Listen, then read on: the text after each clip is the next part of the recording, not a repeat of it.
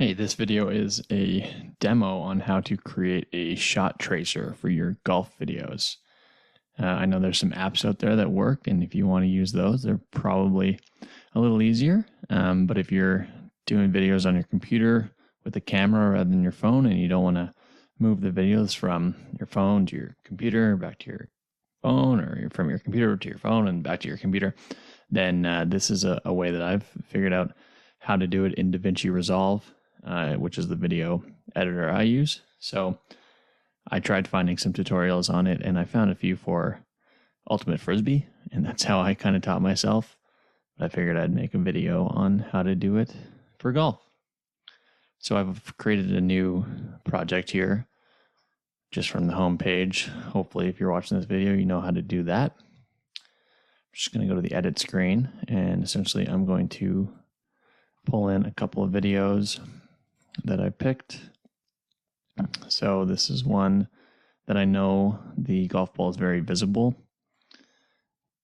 Just allow the frame rate to change. One thing that's going to be key when you're doing these is the video quality. And so essentially, I know that because the light was behind me on that video and the sky is kind of dark, the ball is easy to see. And I'll pick another one from this project I did that you can find on YouTube, that essentially the sky is too bright to really see any of the shots. And I believe this is it. So I'll just have two to show you the difference.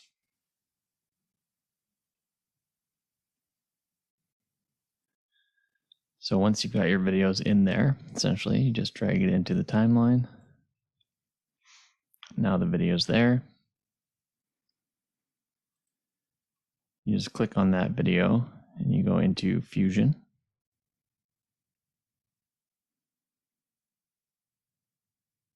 And you've got your original video and the media out. So first thing I do is just click on this little left button here so that I've got it on both screens. I'm going to be zooming in on the right screen, and then the left screen will just show me the total frame. Once I've done that, I'll add a paint add-in, I think they're called. I'm not very technically savvy on these, but I've figured out a way to use it all. So I've got a paint in here. Once you've done that, you can toy around with colors and shape now, or you can wait till later, but essentially you're going to want to go up here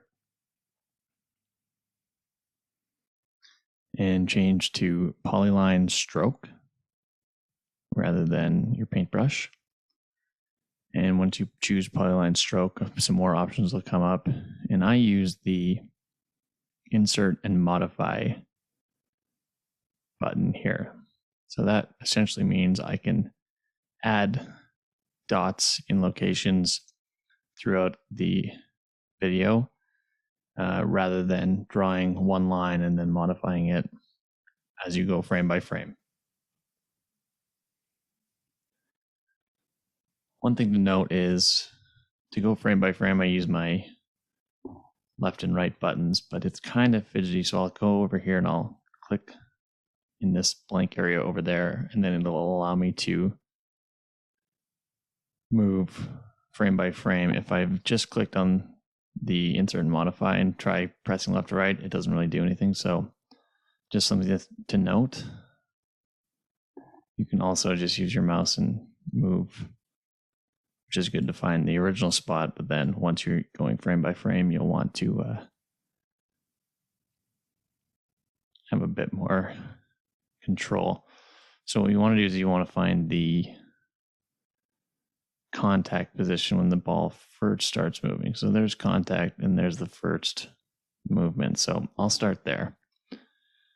Then if you hold control and scroll in with your mouse scroll, you can, so I'll go back to frame by frame. So here you can see the ball moves. So I'm going to select this as my first point. I'm going to zoom in and pick the bottom middle of the ball. You're going to always want to try to get it right on the bottom middle. Then again, I'll show you if I press the right button to move frames, it actually just moves where I put the dot. So I'll move that back to the middle. I'll click over here, then I'm in the frame. So you can see there's my next frame. You can zoom in more if you want. Now I've added that line, and now you can see that a white line appears. So essentially what you want to do is you want to take the opacity over here in the controls section all the way down so that there's no line. You can add that back later. This just makes it easier to follow along. Go back here, click there so that you can go frame by frame. And again, sometimes the ball will be tough to spot perfectly, but you can get a general sense. Click there, and you're just going to do that frame by frame, following the ball. You might have to zoom in and out to find the ball again.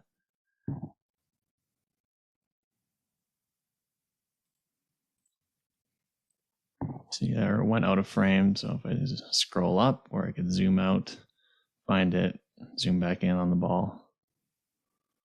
So this is a bit time consuming, but in the end, the more you zoom in and the more accurate you are, the more realistic your shot trace is going to be. Again, I did that there where I forgot to move the cursor off. Now, if you want, and your ball's moving in a fairly straight line, you can skip forward a few frames and just capture it. If you hit a big draw or a big fade, obviously the ball is going to be moving with a bit more curve, and you want to capture that curve in the line, so you want to do more dots. I'll skip a few frames so that this doesn't take too long.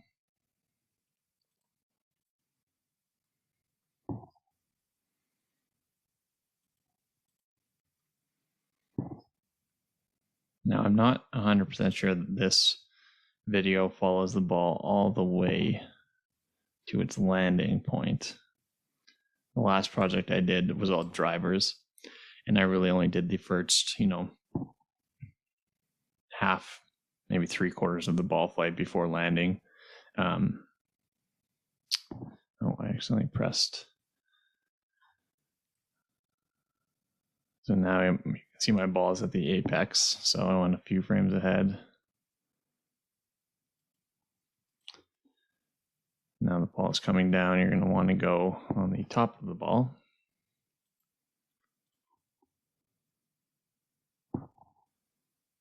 I'm going a few frames ahead at a time here, more for speed sakes. And when the ball's not moving, you don't really need to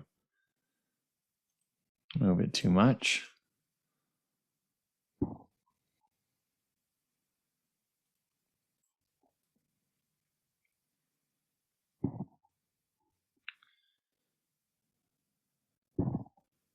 Now you see, I went too far ahead there. Go to that one. Scroll.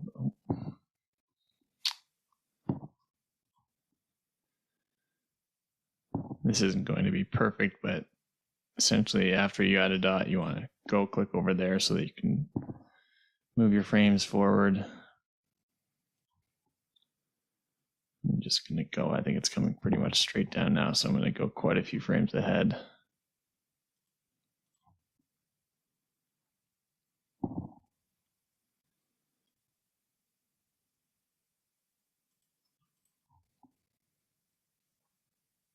If you look in the left here, you can see I'm only about halfway down on the down flight of the ball.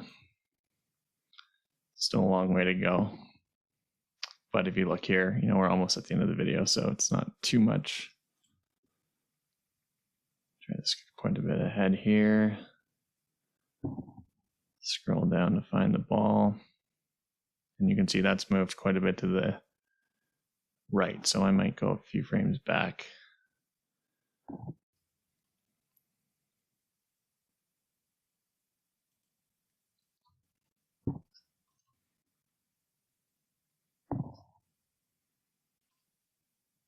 Again, this isn't going to be perfect because I'm trying to save some time. But if you really want it to be accurate, you can, do it every time the ball moves a few inches on the screen. Timing will still work, and I'll show you that in a second as we go to the stroke control. And this can be used for chip shots when the ball is bouncing as well, so lots of different applications.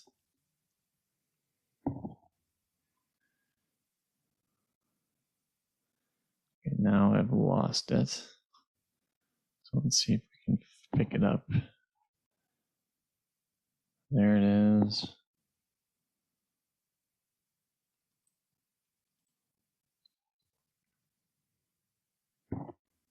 And you see there, the camera just loses it, but it comes back. So sometimes you just have to skip around some frames.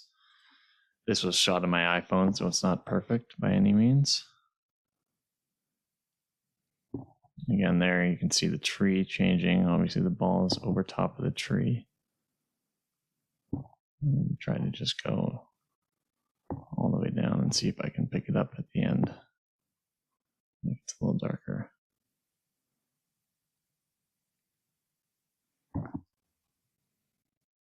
Maybe on the ground.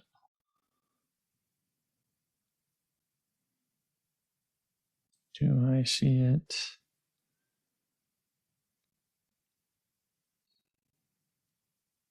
There it is. All right, that's it, I think. So I'll just pick that spot as the ending point. So now we've got the entire flight. I'll zoom out a bit so I can see that. Looks about right, a little draw. Now I'm going to add the opacity back, and you can see that's what the line looks like. So you actually have some control. Over here you can change the color. I'll just make it a nice red. Up here in the brush controls you can change the style, the shape. I like to use a circle and then make it a little smaller. And that's totally up to you, the preference. So now we've got the final product, but as you know, if I go back and I play this,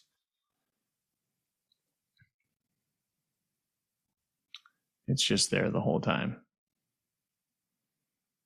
It's taking a little bit of time to render, but the line doesn't move. So essentially, the next step is to go into stroke control here. And you want to find that first frame again. So the frame when you first make contact, where you draw your first dot, which is this one.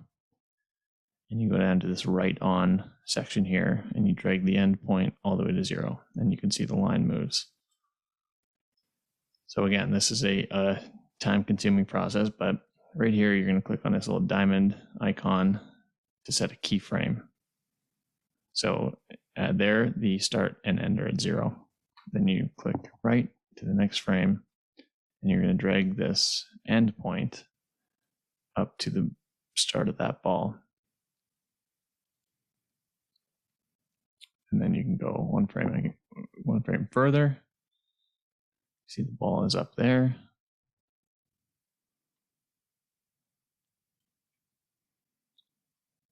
And you just do this all the way to the end. And again, you can skip some frames and it'll just automatically follow that pacing. So if you want to scroll in, I've skipped ahead a few frames.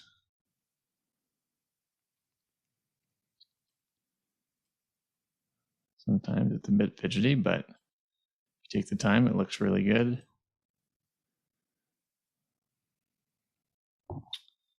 A few more frames.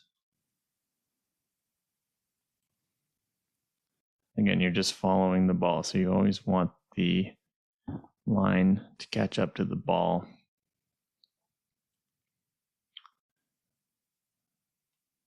And this will just match the timing of the ball flight for as the path goes on the video. Pretty simple. The Apex might be a bit trickier. You want to be more mindful of how quickly you move through it. I'm going to get it to the top and then wait till I can see the ball again. And so there it is at the top. That's as high as it goes right there. So I'll catch this up to it. Make sure I don't start the down until the ball starts going down. So I'll go ahead a few more frames. Wait till I can see it on the other side, and I'll go catch up to that. You just see the edge of it there.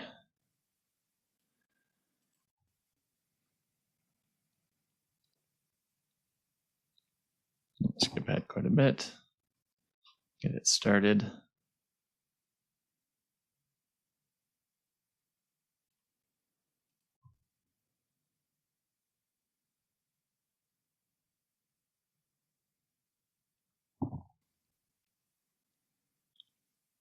Again, dragging this end down until the line shows up. And just keep it on the top of the ball there.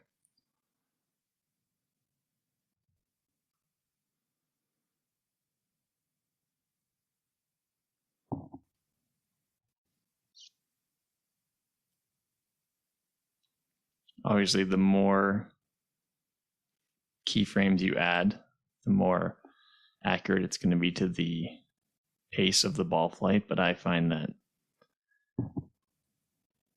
you can skip quite a few and not lose too much accuracy, and it still looks good. The worst thing you can do, though, is get the pacing wrong, because then the ball flight just looks totally off. Skipped a bunch of frames again. You're going to want to be zoomed in so you can follow the ball, but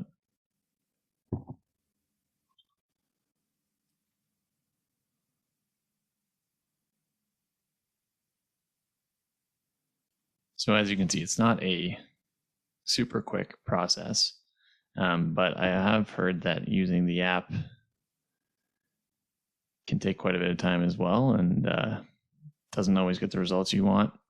You do need to have a decent quality video with a stable camera. It's really hard to do this with a handheld camera, as the angle will move around and then you lose track of where the ball is, and it just doesn't make sense. So go to the bottom again and find that frame where the ball shows up.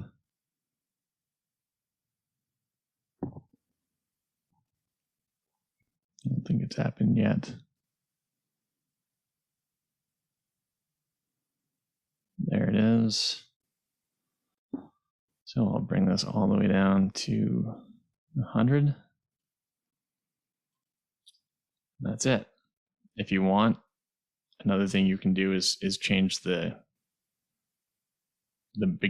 start of the line, so you can have, the same length line all the way through, and basically what you do is as you add on to the end, you would take off from the beginning. I prefer to just keep the whole line, but click on media out, go back here, see if it's rendered. So you can see I'm zoomed in here, but on the left, you can see the entire frame. Doesn't look like it's playing. Oh yeah, there it is. It's slow because it's still rendering, but there you can see your line.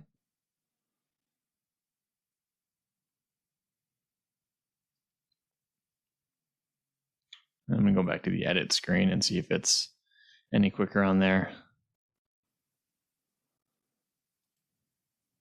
Probably just taking a bit of time to render.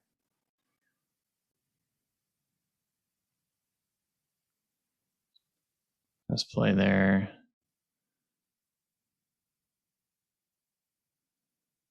Yeah, I'll just wait till that blue line appears and then start going.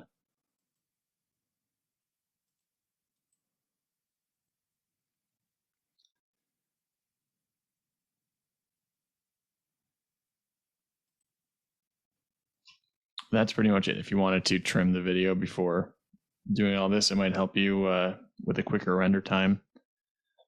I'll pull this other video in. Actually, I'll select a small section from it because it's a long video. This is me hitting a driver.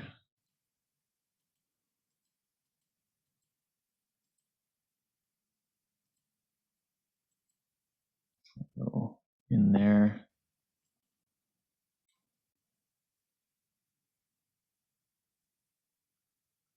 Up there. Bring this in. I won't do the whole thing here. I'll just show you why it's so hard if you don't have the proper settings on your video. So I've clicked that one. I've gone to, you have to have the cursor over the selection. So I'll go to Fusion on this new clip. Hopefully by the time we're done this, the other one is rendered. Add that in, add a paint, click on my polyline stroke, and my insert and modify. Find the contact position, which should be right around. I got a slow swing. Okay, so again, click over here. So probably that one because that's the first time the ball's moved. Click there, turn my opacity down, and I'll just show you quickly once I try it. Once this gets up in the sky, it's going to disappear. Out there. Now it's gone. And so I'm not going to be able to follow this ball because it is camouflaged in that white sky. I'm sure there's a way you could toy with your camera settings to make bring your exposure down or something to darken that sky, but I wasn't thinking that when I took this video. So this is not one you could really do it on. That's where the app might help, but in the video I made, which you can find on my YouTube, I gave up on shots like this and just let the video roll. So I'll go back to my edit. This isn't quite rendered yet, but let's see if it plays.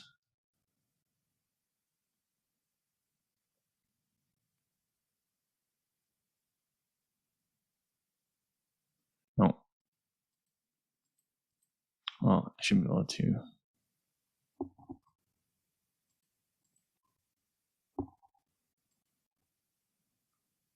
Go frame by frame and just show you. So there it is. There's the ball tracer following my wedge shot. And it looks pretty good. If you're doing a full project, this might be a bit more time consuming than you want, but if you're just doing a couple swings, it's an option. It's usually pretty accurate if you've got a good video. And again, you can toy with the lines. You can make whatever color shape you want. You can have the end of the line trail with the shot as it goes. A bunch of different options. Hopefully you like it, and hopefully it's something new that you didn't know before. If you've got a way easier, better way of doing it, please let me know.